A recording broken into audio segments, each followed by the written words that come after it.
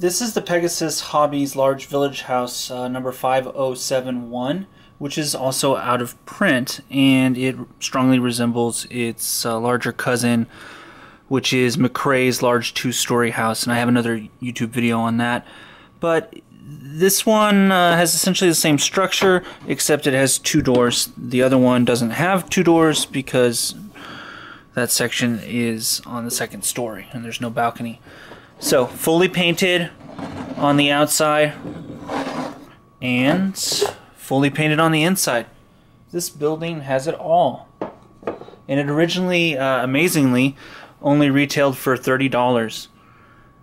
This line of buildings that the 5071 and the 5072 represent, they started back in the 1990s from Pegasus Hobbies because Larry Thompson, their head of production, and I believe the owner of the company, he saw a need for these buildings in the marketplace, and he leapt at the opportunity. These were made in China, but now sadly they're out of print because the factory in China no longer has the originals. Here I'm showing that the mangler, is just about it's slightly taller than the edge of this. This is 2.5 inches right here, and then we have an ironclad from Signar. So these guys can battle it out in here with Striker and so on. Plenty of room.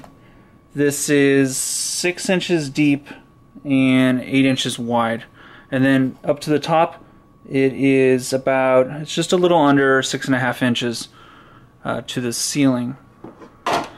And just like the other building, the McRae's, the real fault that I can find with this is the sculpting on the fireplace or the chimney.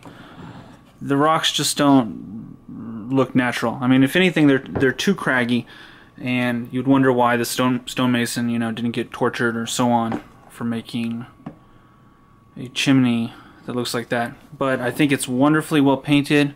There's a lot of texture here that presumably the painters in China picked up on. Just wonderful. There go my miniatures sliding around on the inside. Let me pop those out over there. So it's perfect for, I think, almost any fantasy scale, from anything that's 25mm on up to the huge confrontation plastics. You could probably use this in Malifaux as well. Here's the bottom. Oh no, there's a couple bubbles, air bubbles in the resin. Good thing that's on the bottom. And then what I was just looking for is to see if there's any marks, but I know there are the runes of the sculptor, and after looking at the other building closely, I also found them there. So that's kind of neat. But yeah, fully painted, awesome, $30 back in the day for this. And that really jives with the fact that I paid, I think, $37.50 or $39 back in 2003 or so for this one right here. So just an awesome value, and sadly out of production. However, from talking to Larry Thompson at Pegasus, it is something that Pegasus Hobbies is trying to rectify. They would like to put this line of buildings out and some of their other terrain out again. Thanks for watching.